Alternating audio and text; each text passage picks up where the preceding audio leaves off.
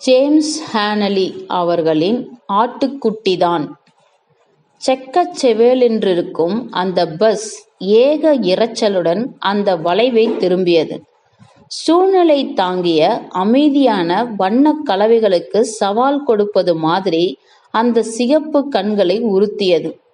வண்டியில் இருந்தவர்களுடைய குஷிக்கு குறைவில்லை. சென்ற 2 மணி நேரமாக தொண்டை கம்பும்படி வழி நெடுக தங்களது இசைத்திறமையை பரத்தி கொண்டு வந்தார்கள். வண்டியில் உள்ளவர்கள் எல்லாம் அதை ஏகமேனியாக வாடகைக்கு அமர்த்தி இன்று முழுவதும் ஊர் சுற்றி பார்த்து வருகின்றனர். திடீரென்று வண்டி கீறிச்சிட்டு கொண்டு நின்றது. பாட்டு கப்பென்று ஓய்ந்தது. ஒரே பீதி, குழப்பம். என்ன நடந்தது? பின்பக்கத்து கடைசி சீட்டில் 2 சுரங்கத் தொழிலாளிகளுக்கு இடையில் இப்படியும் அப்படியும் திரும்ப முடியாமல் உட்கார்ந்திருந்த பூதகரமான ஸ்திரீ கீறிச்சிட்டு கத்தினாள். டிரைவர் பின்புறமாக திரும்பி, அது ஒரு ஆட்டுக்குட்டிதான் என்று அறிவிக்க எல்லோரும் ஏகோபித்து சிரித்தார்கள். ஐயோ, ஆஹா என்று குரல்கள் கிளம்பின. முகம் சிவந்து போன டிரைவர் சீட்டை விட்டு இறங்கி தரையில் குதித்தான். அந்த சிகப்பு கோரத்தில் உட்கார்ந்திருந்தவர்கள் ஆட்டு மந்தைகள் மாதிரி அவனை தொடர்ந்து கீழே இறங்கினார்கள். ரோட்டில் அங்கும் இங்குமாக நடமாடி என்ன செய்வது என்று புரியாமல் வழியை அடைத்தார்கள். எல்லோரும் பேசினார்கள். அவர்களுடைய கூச்சல் ஆட்டுக்குட்டியின் ஈனமான கதறலை அமுக்கிவிட்டது. அதனுடைய பின்னங்கால் வண்டியின் பின் சக்கரத்தில் அகப்பட்டு அசைந்து நொறுங்கிவிட்டது. வண்டியின் கீழ் சிறைப்பட்டு நிராதரவாக பரிதாபகரமாக கிடந்தது. அந்த ஆட்டுக்குட்டியின் கண்கள் அகன்று விரிய திறந்தபடி மனம் சற்று இலகாமல் அர்த்தம் புரிந்து கொள்ளாமல் குனிந்து மாடு மாதிரி விழிக்கும் டிரைவரின் கண்களை கவர்ந்தது. இது இப்படி இருக்க அங்கு கூடிய மனிதர்கள் பேசிக்கொண்டிருந்தார்கள். சூரிய ஒளி மனிதர்களின் வெர்ஜு ஷூட்கள் மேலும் பெண்களின் சிட்டி உடைகள் மேலும் பளபளத்தது. அதில் 2 பெண்கள் மட்டும் எல்லோரையும் கடித்து தின்று விடுவது போன்ற பார்வை கொண்ட முரட்டுத்தனமாக இருந்தார்கள். ஏதோ தப்பு நடந்துவிட்டது என்பது அவர்களின் மூளையில் உதயமாக ஆரம்பித்தது.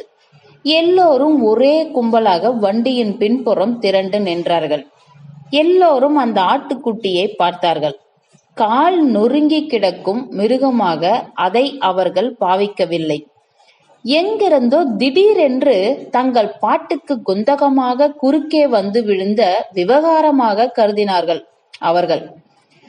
டிரைவர் அங்கிருக்கும் மனிதர்கள் யாவரையும் மாறி மாறி பார்த்தான். 11:10 AM எல்லாம் நான் கான்வேக்கு வண்டியை கொண்டு போயிருக்க வேண்டும் என்றான். பிறகு சிரித்தான். வேறென்ன செய்ய, சிரித்துதான் தொலைக்க வேண்டும். ஏதாவது செய்துதானே ஆகணும் என்று சொல்லிக்கொண்டே வண்டியில் ஏறினான். விலகிக் கொள்ளுங்கள், ரிவர்ஸ் எடுக்க போறேன் என எச்சரித்தான். கூட்டம் விலகி புல் முளைத்த ஓரத்திற்கு ஓடிச் சென்று நின்றது. வண்டி ஓட ஆரம்பித்தது. பின்பக்கமாக நகர்ந்தது. இதை கண்ட ஒரு ஸ்திரீ ஐயோ பாவம் என்றாள். ஜனக்கூட்டம் ஆஹா ஓஹோ என இறைந்தது. வண்டி மெதுவாக விலகியது. ஆட்டுக்குட்டி உடனே மறுபக்கமாக பொத்தென்று விழுந்தது. அது கதறியது. ஜனக்கும்பலை பார்த்தது. ஐயோடி எம்மாவோ, பார்க்க பயமா இருக்கே என்றாள் ஒரு பெண். இரத்த புழுதியை நினைப்பதை பார்த்து விட்டாள். அவள், சனியன், ஒரே இரத்த களரி, ஏதாவது செய்யணும் என்றான் டிரைவர். மோட்டார் சுரங்க தொழிலாளர்கள் இருவரும் ஒருவரை ஒருவர் பார்த்து கொண்டார்கள். ஏதாவது செய்துதான் ஆகணும். ஆமா, அதானே சனியம் என்கிற மாதிரி இருந்தது டிரைவர்கள் முகம். 5 நிமிஷத்துக்கு முன்வரை எல்லோரும் குடிக்க கூட கற்றுக்கொள்ளாமல் கூட வரும் அந்த சாங்குருவி தவிர மற்ற எல்லோரும் குஷியாக பாடிக்கொண்டு 11:10 AM ரெட் லயன் மது ஹோட்டலுக்கு போய்விடலாம் என எதிர்பார்த்து கொண்டிருந்தார்கள். அவர்கள் எல்லோருடைய மனநிலையும் ஒரே ஸ்தாயில் நின்றது. இது என்னடா தொந்தரவாக இருக்கிறது என்று நினைத்தார்கள். எல்லோரும் ஆட்டுக்குட்டியையே பார்த்து கொண்டிருந்தார்கள். திடீரென்று யாவருக்கும் ஒரு எண்ணம் தோன்றியது. வயலில் மெதுவாக அதை தூக்கி கிடத்தி வைத்துவிட்டு நாம் போவோம், ஆமாம், வயலில் அதை எடுத்து வைத்துவிட்டு வாருங்கள் போவோம் என்றன பல குரல்கள். அதை கொன்று விட்டால் நல்லதல்லவா என்றான் டிரைவர். அப்போ நீயே கொல்லு, நீதான் டிரைவர் என்றால் தடித்த ஸ்திரீ. டிரைவர் பின்வாங்கினான். இங்கே நான் ஒருவன் மட்டுமா ஆண் பிள்ளை? மேலும் ஆட்டுக்குட்டியை கொல்வது எனக்கு பிடிக்கவில்லை. இருந்தாலும் சித்தாட்டு கறி குழம்பு பிடிக்காது என்று சொல்லல என்றான் டிரைவர். எல்லோரும் அந்த ஆசியத்தை கேட்டு சிரித்தார்கள். நீங்க யாராவது ஒருவர் கொல்லப்படாதா என்று மற்ற ஆண்களை பார்த்து கேட்டான் அந்த டிரைவர். ஒருவரும் அசையவில்லை. நாம் தான் போவோமே, அதுதான் எப்படியும் செத்து போகுமே என்றான் ஒருவன். இப்படி சொல்லியும் ஒருவர் கூட நகரவில்லை. பலத்தை இழந்த அந்த மிருகம் அவர்களையும் தன்னை போல பலமிழக்க செய்துவிட்டது போல தோன்றியது. அகன்று திறந்து பார்ப்பதற்கு பரிதாபகரமாக இருந்தது அந்த கண்கள் தன்னை சூழ வட்டமாக நிற்கும் சிவந்த முகங்களை நோக்கி கும்பலை பார்த்து மௌனமாக கெஞ்சியது. அவர்களது வெட்ஜ் உடைகளில் நகரத்தின் முடை நாற்றம் வீசியது போலும். அது மெதுவாக கண்களை மூடிக்கொண்டது. செத்து போச்சு, வாங்க போவோம் என்றான் ஒருவன். மனபாரம் இறங்கியது போல கும்பல் பஸ் கதவை நோக்கி சென்றது.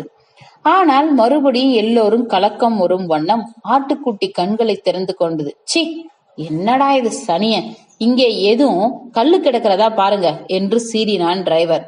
வழியை விடுங்க அங்கே என கத்தினாள் ஒரு ஸ்திரீ. கும்பல் வேகமாக ஓடி புல்வரம்பு அருகில் நின்றது. ஒரு சின்ன ஸ்போர்ட்ஸ் கார் அங்கே வந்தது. அருகில் இருந்த ஒரு பெண் இறங்கினாள். ஆட்டுக்குட்டியை ஒரு கணம் பார்த்தாள். பிறகு ஆண்களை பார்த்தாள்.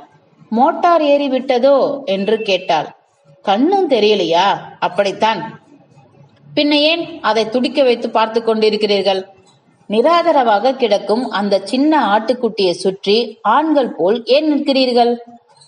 அவள் பஸ்ஸின் பின்புறம் சென்றாள். சில பெண்கள் அவளை தொடர்ந்தார்கள். புதிதாக வந்தவளை ஆண்கள் உர் என்று பார்த்தார்கள். இந்த காலத்து நாசுக்கான முண்டைகளில் ஒருத்தி என்றான் ஒருவன். ரொம்ப அநியாயமாக இருக்கே, ஐயோ பாவம் என்று ஒரு ஸ்திரீ தன் அருகில் நின்று ஒரு பெண்ணை பார்த்து சொன்னாள். அந்த பெண் திடீரென்று காட்டப்பட்ட அந்த அனுதாபத்தை கண்டு மலைத்து விட்டாள். அவள் ரஸ்தாவை கடந்து ஓரத்தில் இருந்த வேலியில் ஏறினாள். இந்த செயல் ஆண்களின் கவனத்தை மட்டும் வெகுவாக கவர்ந்தது. வயலுக்கு சென்று ஒரு கல்லை பெயர்த்தாள். பிரகாசமான மண் வர்ண உடையணிந்த குறுக்கா ஒருவன் என்னடா செய்ய போறா என்றான். என்ன ஏன் கேட்கிற? அதான் கல்லை எடுத்தால் அதை வைத்து குட்டியை கொல்ல போறாள், சி என்றான் வேறொருவன். அந்த பெண் அந்த பெரிய கல்லை தூக்கி கொண்டு திரும்பி வந்தாள்.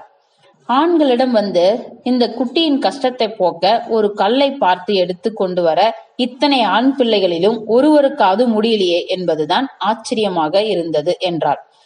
பிறகு ஆட்டுக்குட்டியிடம் சென்றாள். அந்த பெரிய கல்லை உயர தூக்கி பொத்தென்று குட்டியின் தலையில் போட்டாள். அதை 2 நிமிஷம் பார்த்து கொண்டு நின்றாள். பிறகு வேலி அருகில் கொண்டு சென்றாள். வேலியின் இடை வழியாக அந்த மிருகத்தை மெதுவாக புல்லின் மேல் கிடத்தினாள். பெண்கள் முகத்தை மூடிக்கொண்டார்கள். கிரியை முடிந்து விட்டதால் பஸ்ஸில் ஏற ஆரம்பித்தார்கள். ஆண்களும் அவர்களை பின்தொடர்ந்தார்கள். எல்லோரும் குசு குசுவென்று பேசினார்கள். ஒவ்வொருவனும் படியில் கால் வைத்து பஸ்ஸில் ஏறும்போது திரும்பி தன்னுடைய காரில் சென்று உட்கார்ந்து கொண்ட பெண்ணை பார்த்தான். நெஞ்சிரக்கமற்ற பொட்டை கழுதை என்றான் ஒருவன். எல்லோரும் பஸ்ஸில் ஏறி உட்கார்ந்து பிற்பாடு ஆண்கள் எல்லோரும் ஏகோபித்து ஆமாம், நெஞ்சிருக்கமற்ற பொட்டை கழுதை என்றார்கள்.